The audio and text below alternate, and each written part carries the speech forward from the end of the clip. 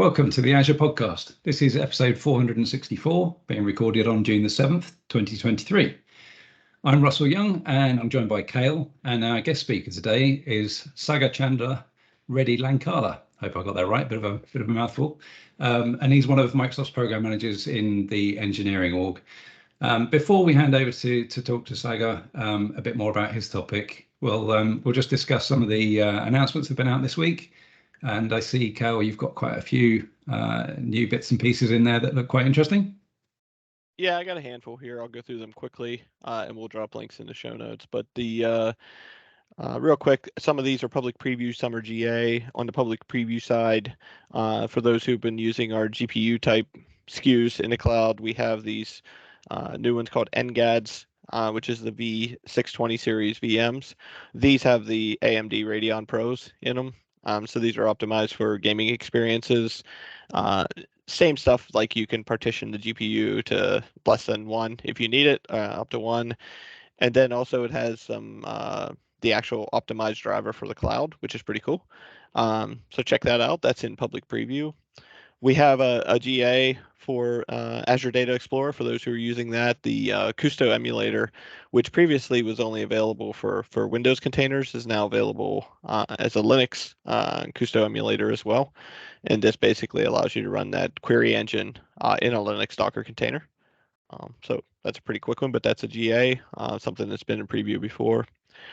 We have some other new stuff with some of our partners in the ISV space. There's the Datadog, for those who are familiar with the, there's a native service in Azure called Datadog that basically has been out there for a long time, huge customer base on that. And this is basically a native ISV service that they're now bringing into Azure. This has been the stuff that they have had in Azure to date. It's been since like 2021, so it's been around for a while. But this basically allows, greater expansion, multiple subscriptions. There's a bunch of new features that they've added in there. I can't go through them all here. There's some stuff around log forwarding and things like that are different. So take a look at that. We'll go ahead and put the show notes out there in the show notes for that one. The other one that I usually cover here quite a bit, and it comes up a lot, with customers and partners that I work with, is cost management. So this continues to keep, iterating and adding more features here.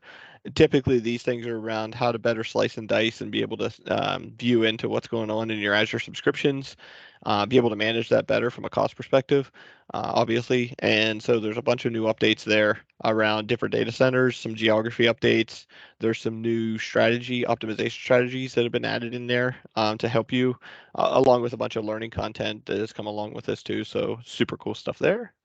And the last one I have is something we actually talked about in the podcast in the past, and this was about the Azure Linux operating system. So that's been GA now.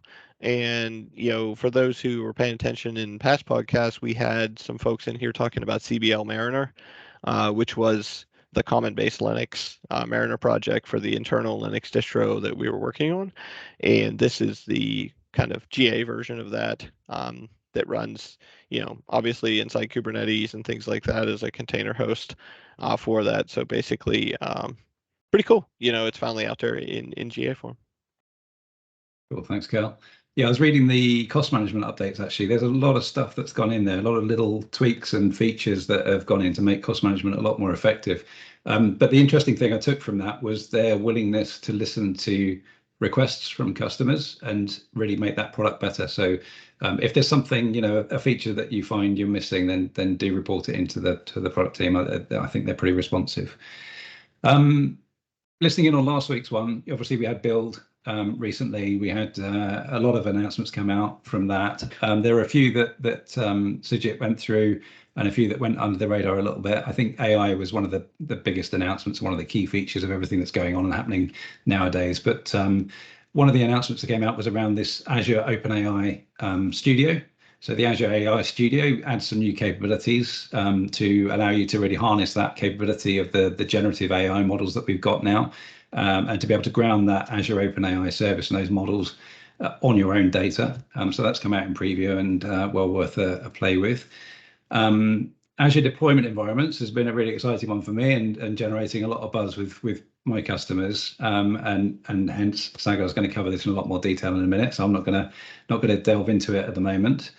Another few that we had, Azure App Spaces, which it sounded like a strange one to me to start with, but it's what they're trying to do here is it's a kind of an intelligent place to deploy and manage applications. So what you do when you create one of these app spaces, you tell it where your repos are, and it will go off to the repo and look at the code and understand what kind of a solution it is that you've got in that repo.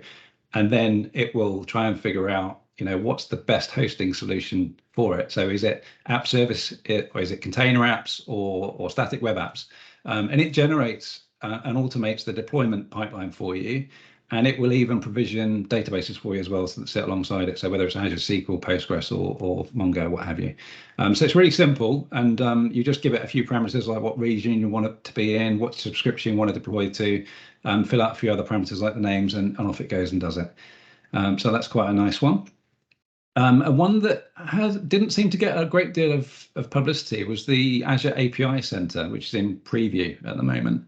And this is a new service that's come out, and it's kind of extending the capability of API management platform in Azure, and it enables tracking APIs for centralizing the discovery, reuse, and governance of all of the APIs that you might have. So all of those APIs that have spread and proliferated across your organization, you can now kind of monitor and manage from a central place, including all the stuff that you need to be wary of with APIs like versioning, the specifications for the APIs, where they're deployed to, what environments they're in, and you can add custom metadata to it as well. So it's a way of kind of bringing that governance together, which I think will be really nice. And that's free of charge in preview while that's there.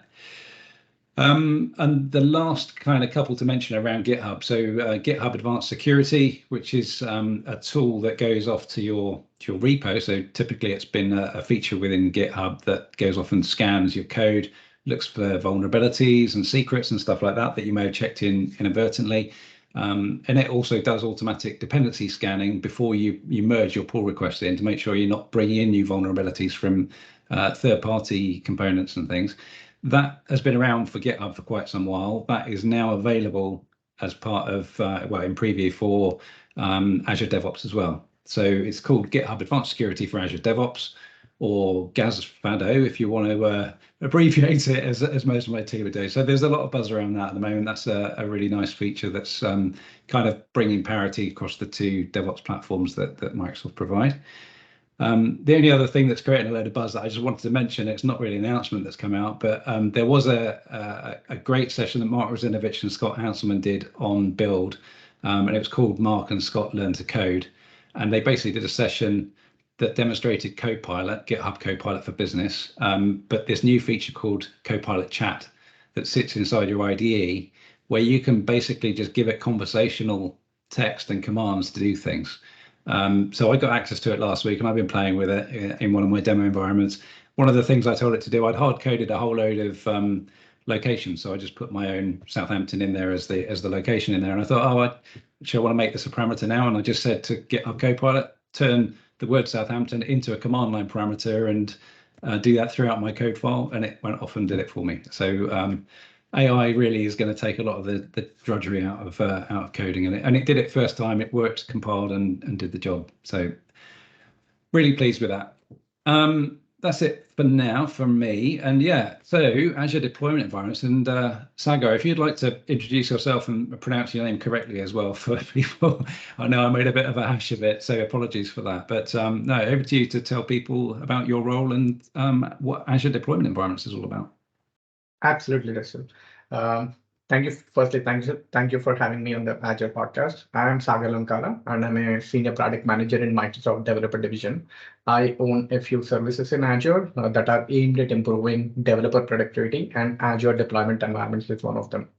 So Azure Deployment Environments was introduced last year at Build. It is a new service that empowers developers to self-serve application infrastructure using standardized infrastructure as code templates that establish consistency and best practices while maximizing for security, compliance, and governance.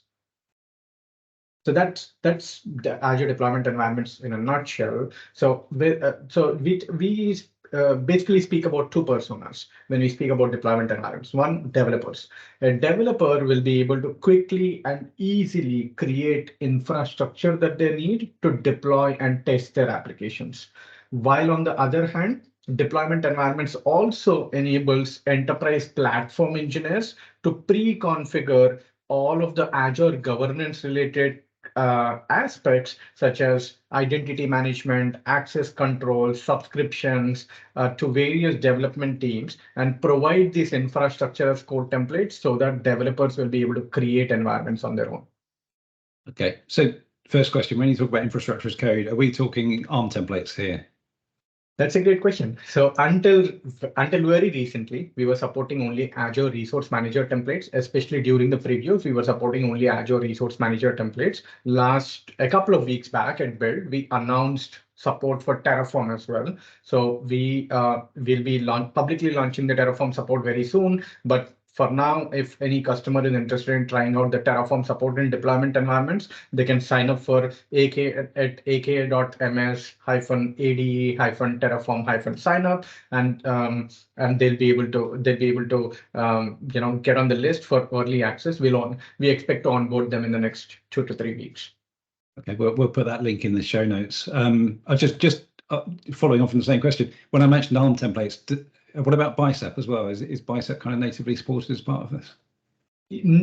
So with Bicep, we support it indirectly. So for example, we have a sample catalog that we provide for customers to get started with the service quickly. Even in that sample catalog, we wrote those templates in Bicep. And then there is a quick and easy way to convert those Bicep files into ARM files, and then they'll be able to provide it and use it to create environments. Having said that, native Bicep support and in fact other infrastructure as code frameworks like Pulumi, TerraGrunt, Ansible, those support would be coming very soon. To be honest, Terraform was a long pole for us because we had to make some infrastructural changes before we can support Terraform. Now that we have completed it, we don't expect supporting more frameworks would take us a long time. So we expect that more support for Bicep, Pulumi, TerraGrunt, Ansible, and other popular frameworks will be coming very, very soon. So backing up a little bit, Azure Deployment Environments is, I won't say it's new, but it's relatively new, right? We had something called Azure Dev Test Labs. So can you compare and contrast them? Like, when should I use one, or should I not use one and only use the other? Like, I don't know. No, that's a great question. Actually, interestingly, I'm the product manager for Azure Dev Test Labs as well. When I was introducing, I said that I own a few services in Azure. One of them is Azure Dev Test Labs as well. Azure Dev Test Labs, Azure Deployment Environments, and Microsoft DevBox. So Azure Dev Test Labs, we introduced it almost 7 years back. 7 years back, like in 2016, when Azure was very primitive, and it is very, very heavily focused on virtual machines. As we all know, over the last few years, the applications have only got complex, and at the same time, we have released a number of specialized services. During the introduction, I think you're speaking about app spaces like container apps and so on. Those are specialized services that we have introduced to run specific workloads. So a development team needs more than a virtual machine to deploy and run environments or their applications today, and that is where Azure Deployment Environments come in. So Azure Dev Test Labs is used in a variety of scenarios, but it is very heavily focused on virtual machines. It could be considered as a test VM scenario, or a developer desktop is one of the scenarios where Dev Test Labs is used. But then we introduced Microsoft DevBox for the developer desktop. So we can talk about DevBox in some other session.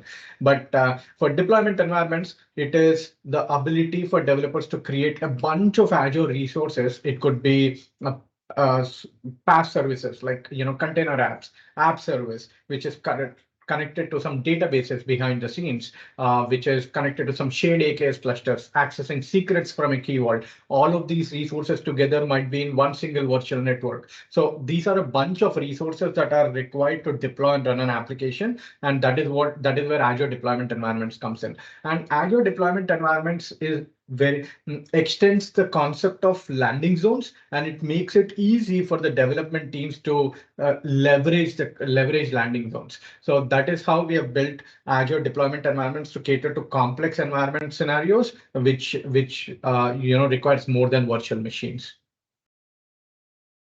So I saw as part of that kind of demo catalog that you put together, there's one in there called Sandbox, which just didn't have anything in it. Is that just about giving a developer the ability to just create something in an Azure subscription that they've got access to, and they can then log into the portal? Do they get access to other stuff? How does that bit work? Yeah, I love that we are getting into the scenarios, right? So we spoke about developers having easy, quick access to create infrastructure on their own, right? So there are different scenarios in which a developer wants to create an environment. One, like let's say I'm a developer, I'm building a new feature. I would like to see the new feature in action in a real-time environment before even I check in my code, complete the pull request, and then go to a shared environment. I would like to spin up an ad hoc test environment where I can see the changes as I'm making it. Right. So we call it the ad hoc or on-demand environment scenario, where a developer will be able to go create one, deploy their application, test it out, identify and fix issues sooner, and ship high-quality applications. It's shifting the testing left scenario, I would say. The second scenario in which a developer ad hoc on demand wants an environment is a sandbox environment. That is, it's a playground where they can experiment with new services. Like, for example, let's say I'm a developer on a team on a very big application that has been there for the last several years, and Microsoft released the OpenAI service. I would like to see how I can leverage OpenAI for my application without disturbing or affecting my production workloads first. So I'll just go ahead and create a sandbox environment where I will have some elevated privileges, right? Elevated privileges, and I'll be able to go create additional resources like OpenAI. And what would that work best with? Like the resources that I have in my environment, play around with it, and then spin it down. So this is like a short living environment, especially in enterprises. What we see is enterprises want to provide that flexibility to the developers, but within some guardrails. That is probably having an auto expiry. They would like to say that, oh, this sandbox environment can live for a maximum of 7 days, right? Or we were working with a Danish customer from Denmark, and they were saying that they wanted to spin down all of their sandbox environments on every Friday. So basically, they would like to have a configuration in such a way that all of the sandbox environments are automatically deleted on a Friday. So the sandbox has some peculiar configuration that it might be related to access control, or that might be related to lifetime of the environment. Access control is something that we already provide. The lifetime of the environment, controlling the lifetime of the environment, is something that we are currently working on, and we expect to release over the next few months. So that's really interesting scenario that you just it changed the way I'm thinking about those sandboxes, because I'd always thought of it as a developer, I'm going to start something new. I need a sandbox, right? I'm going to put all my resources in there, then do some work. But actually, what you could be using it for is, I've already got my developer environment and I've got my product that's currently working. I'm doing my new feature. Now I can spin up some other resource in my sandbox, connect to that, test it out, make sure it works okay before then integrating it. And I guess that was going to be my next question, was leading on to, how does this sit along with that normal CI/CD pipeline? Does it replace it? How do you get stuff to production as part of, how do you complement the two things together? That's actually the third scenario. So there are 3 scenarios in which a development team uses it. One is we talked about the on-demand shifting the left, testing left scenario, sandbox scenario, and then the CI/CD pipeline scenario. So so as part of CI/CD pipeline as well, customers will be able to use for example, today they'll be able to use the AZ CLI extensions to directly create environments as part of their different stages in their pipeline, right? Actually, at Build, we showed a demo where all of this can be automated. Like I spoke about a developer creating an on-demand environment, right? Rather than that, enterprises, like we have a couple of enterprises, even while we are in preview, who have automated this process where they say that where when as a developer, I'll go ahead and let's say I'm assigned a new feature. I typically what would I do? I go ahead and create a new branch. As soon as I create a new branch, a test environment gets created for me automatically with the branch code in it. As I'm making changes, I'm able to see those changes reflect in that environment directly so that I'm able to identify any issues very quickly and fix them rather than having to wait for days after the pull request review and everything to do that. Similarly, after the pull request is done, when a pull request is created, automatically a new environment gets created that is specific to that pull request that gets shared with the pull request reviewers as well. So the pull request reviewers as well, they're not reviewing the code in blindly, but they are looking at the changes, how the code has impacted the impacted the application, and then provide some meaningful comments. And finally, again, these environments live only for the time when they're actually in use. So but as soon as the pull request is merged, the environment automatically gets deleted. Like let's say I'm done with my feature, I will delete my branch. The branch environment gets deleted as well. So that is all of this can be automated, and then it will go on. It will proceed to the CI/CD, the standard regular CI/CD pipeline for a shared dev environment, testing environment, then staging, pre-prod, prod. So all of those environments can be created using deployment environments as well. And the benefit there is we are using infrastructure as code templates to create these environments. So let's say I want to, a development team want to upgrade their infrastructure. Let's say there's a newer version of a cloud service that's rolled out, and they want to upgrade it. They can just go ahead and make the changes in the infra as code template. When they're performing the next deployment, all of those changes gets reflected in all the stages rather than a development team trying to go and manually change the configuration in each of the stages, which saves a ton of time. In fact, internally, one of the Microsoft teams saved over 12 hours of time per week when they're using deployment environments in a CI/CD pipeline scenario. And that's massive time savings for a development team, as we can imagine. Yeah, along with that, you've been mentioning like creating environments and things like this on the fly. Maybe you could talk a little bit to like the permissioning and security aspects of this. Like, how does what you guys built with these deployment environments like impact me as a developer? Because sometimes, like, if we go old school, it's like, oh, I have to give this guy all these permissions because he's going to create an AKS cluster and then he's going to do this and this and this. So does that kind of decouple that a little bit too, so we don't have so much exposure, Yeah. That's a great question and a great transition to platform engineering, right? So until now, we have been speaking about the value props or the value that the developer gets out of using the service. Let's talk about the other side. And this is geared towards an enterprise scenarios. And in an enterprise, what we typically see happening is there's a team that sits in between the central IT team and a development team that is responsible for providing the developer infrastructure. We used to call them the dev infra teams. Nowadays, the term that is being used very consistently is platform engineering. So basically, the platform engineering team is responsible for providing this developer infrastructure because the developers are subject matter experts in writing their code, but not configuring the infrastructure in which that code is run. And they don't want to do that as well. So the onus is on the platform engineering team to configure this infrastructure and so on. They do it repetitively on a daily basis for a number of development teams. And it takes, there's some waiting time as well that's slowing the developers down. Even the platform engineers don't like doing the repetitive work all the time. All the platform engineers, when we speak with these platform engineers in various organizations across different industries, what we hear is they want to provide this self-service capability to the developers as well, but within some guardrails. So that is where Azure Deployment Environments comes in. It provides a quick and easy experience for the developers, but while at the same time ensuring that there are guardrails in place. This is something that we haven't just learned in the last 2 years since we started working on it. So we spoke about Azure DevTest Labs earlier. Even in Azure DevTest Labs, through our very deep engagements with customers, the self-service capability within some guardrails. That is the value prop of DevTest Labs as well for a virtual machine scenario, and we are extending that concept to a complex environment scenario as well now with deployment environments.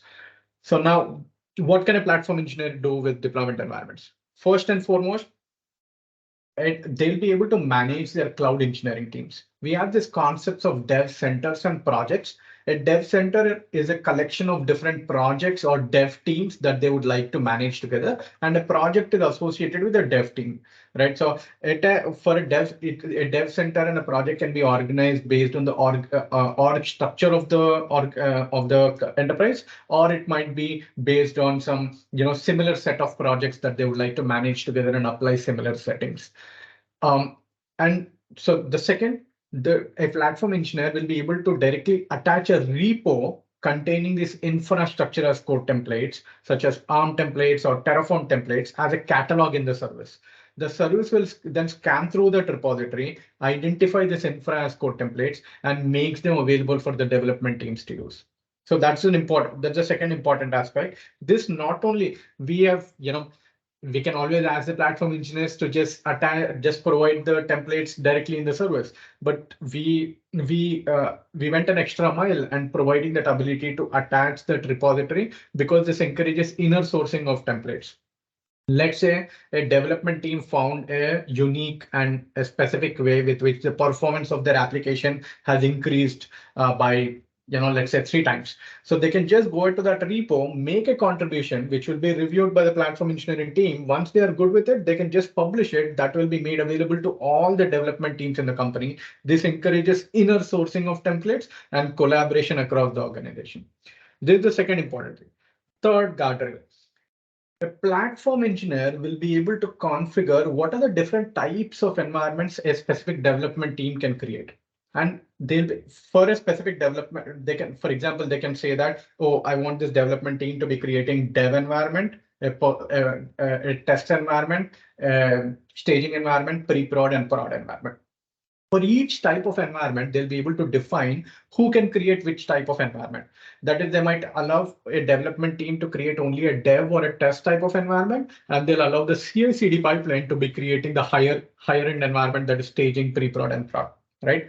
And per environment type, based on the stage of development, like let's take an example of testing environment, right? For a testing environment, they'll be able to map what is the subscription that will be used when the developer is trying to create resources. They can also configure what is the managed identity that will be used to perform deployments on behalf of the developer. So whenever a developer is creating an environment, the service is actually using managed identity behind the scenes to perform the deployment in a secure and isolated manner that is specific to that environment type, that specific dev team. Finally, a platform engineer will be able to say, so let's say I'm a developer. Let's say 3 of us are working on a project. We are the three of us are developers. A platform engineering team can say that, okay, so the creator of the environment will get certain level of access, and the rest of the team will get certain level of access. So let's say I'm going ahead and creating an environment. It can be configured in such a way that Sagar will get certain level of access, like let's say a contributor level access, some custom role, some inbuilt role. They can have multiple roles as well. And they can also say that Cale and Russell are collaborating on this project, so they will get certain level of access. It might be some custom role that is created. So that way, when I create an environment, I need not worry about what is the subscription in which the resources are getting created in or anything. I'll just say, I want this environment. This is the name of the environment. This is the project that I'm working in. This is the template that I would like to use. And this is the type of environment that I would like to create. As simple as that. And then boom, I'll be able to just go ahead and create an environment, and automatically the access management, everything is taken care of, and every one of us gets the access that is required for us to do the job. Finally, platform engineer will also be able to, once the environments are created, platform engineer will also be able to track and manage all of the environments that are created by the developers. So you mentioned that's awesome, like the way the security and permissioning has been built in. I guess the other question I would have around that is like this platform team who's in the middle there, how are they getting alerted, for instance, if they said, hey, here's the catalog, here's all the stuff these guys can do, but how do they know what's actually going on out there? Do they have a dashboard? How do they get like ping that says, hey, Russell's dev team's going crazy. They've created like 3 different environments over here. What are they doing, you know? Yeah, so that's a good point. So that is the last aspect that I was covering. I know so once the environments are created, the platform engineering team will be able to view the list of all the environments that are created by the dev team, along with links to cost. There's a deep integration to cost management as well that we have provided. Like it's a deep link into cost management where they'll be able to analyze the costs that have been incurred for that specific environment over a period of time and the expected costs and so on. So we look at cost management or auditing into 2 different areas. One is visibility. So we are providing that visibility today so that platform engineers will be able to view the different environments that are being created. They'll be able to see how many environments are being created by which developer, what are the types of environments that are being created, what are the costs associated with it, and so on. So that's the visibility aspect that we have already solved. The other important aspect of cost management is cost control, right? So I spoke about auto expiry earlier. So that is something that we are working on where a platform engineer can say that, again, per type of environment, they can say that the maximum lifetime of a certain environment is, let's say, 30 days. So when a developer is creating an environment, the auto expiry is automatically configured to 30 days. It's the developer's prerogative to say that, oh, I don't want 30 days. I just want it for 7 days. So I will decrease the auto expiry time. So I will, and the developer can always set it to sooner than that, but they cannot extend it. If they want to extend it, they will need to reach out to the platform engineering team. So that's the auto expiry, right? Again, self-service within guardrails. Again, I would like to emphasize that. Similarly, we are also, in your earlier example, you spoke about a developer going and creating multiple environments and so on, right? So that's another functionality that we are working on where the platform engineering team will be able to control or configure a limit on the number of environments that the development team can create or a developer can create in a certain project. So that is also something that we are currently working on. And the best of all, that is my best that is something that I'm super excited about. We are also looking into adding a scheduled scale up and scale down functionality. That is like, especially during the nights or over the weekends, no one is using those environments. Like especially dev and test environments, probably no one is using them during the nights when no one is working on during the weekends, especially assuming that there are co-located teams, but still weekends, especially no one might be using it. So we would like to support a capability where the platform engineer or development team for that matter can schedule an auto scale up and auto scale down in resources. So that way, during the weekends when no one is using the environment, they will be able to automatically scale down that environment. And again, Monday morning, it can again scale up, the resources can scale up. So that way and we are saving the costs. The environment need not be running in the most optimal state that is during the weekend. It can have a scale down resources. So that way we will be able to save costs for the enterprise. So that is something that we are super excited and we are working towards. Seems like a great tool for like inventory too, like because especially with large enterprises, if you go to them and say like, how many Kubernetes clusters are you running, or what kind of technology are your developers using? A lot of times they don't know, and it's not because they're stupid or anything. It's just because it's so big and there's so many teams. This is cool to help them kind of inventory that stuff too. To go like, yeah, like 50% of our environment's using containers. So like that's cool. Sorry, go ahead, Absolutely. It Russell. also, absolutely. It actually, helps with standardization across the board as well. So especially in a large enterprise that you're speaking about, like it is, when we speak with the platform engineering teams or the cloud center of excellence teams, they find it very hard to control what are the types of resources or what are the types of infrastructure that is used to deploy certain applications. And there is no they want to standardize it, but there's no way today. But with deployment environments, they'll be able to provide a set of canonical templates that the sub teams or sub organizations can use. So that way it is standardized in a way. And as new services or new resources get introduced in the cloud, they will always be able to provide the latest set of canonical templates for them to upgrade and so on. So we are also thinking about adding versioning and publishing. Versioning of the templates, so that way when a newer set of services or resources are introduced, they'll be able to provide a latest version, so that the developers can, or the development team can always see that there's the latest version and they can upgrade to it. So we are also looking into semantic versioning to denote whether it would, it's a major version change or a minor version change. So that way they will be able to, like, development teams will be able to understand whether they need to make changes to their application before upgrading their environment. Yeah, I love this service. I mean, one of the reasons I love it so much actually is working with some of the large organizations that I do. I see them and some of their teams, their infrastructure teams, building something very similar.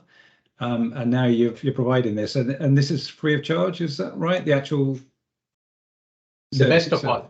Yes. Yeah. So you just pay for the resources that you. It's free to use. Enterprises can get started with the service like right away for free. There is no additional charge to use Azure deployment environments. They will only be paying for the services or resources that are created as part of the environment. But apart from that, they need not pay anything extra for using the service itself. Yeah, like I say, it's such a common thing that organizations need to apply that governance, security, and the speed in which their developers can go and be productive and get stuff on demand. I mean, we've seen some examples where people are waiting, 6 weeks, 6 months sometimes for environments to get provisioned. So this is awesome. Yeah.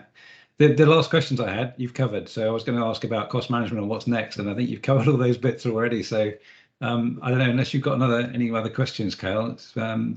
Thank you for your explanation. It's been fantastic, really, really useful.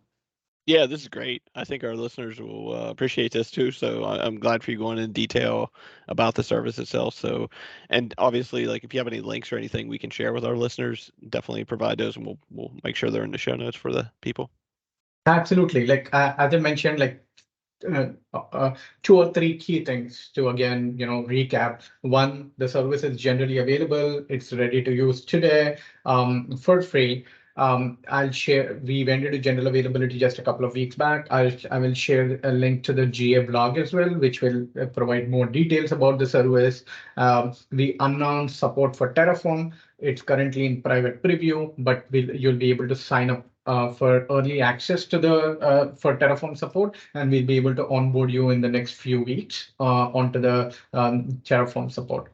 And finally, if at all, if you have any questions or if you need to reach out for any if you need any support for expediting your POCs or pilots, please feel free to directly reach out to me on LinkedIn, and I'll be more than happy to hook you up with our customer success team, and we can help you expedite the POCs. So I'll share a link to my LinkedIn profile as well. I might take you up on that. Thank you. Absolutely. It's been great. Thank you very much for your time, Sagar.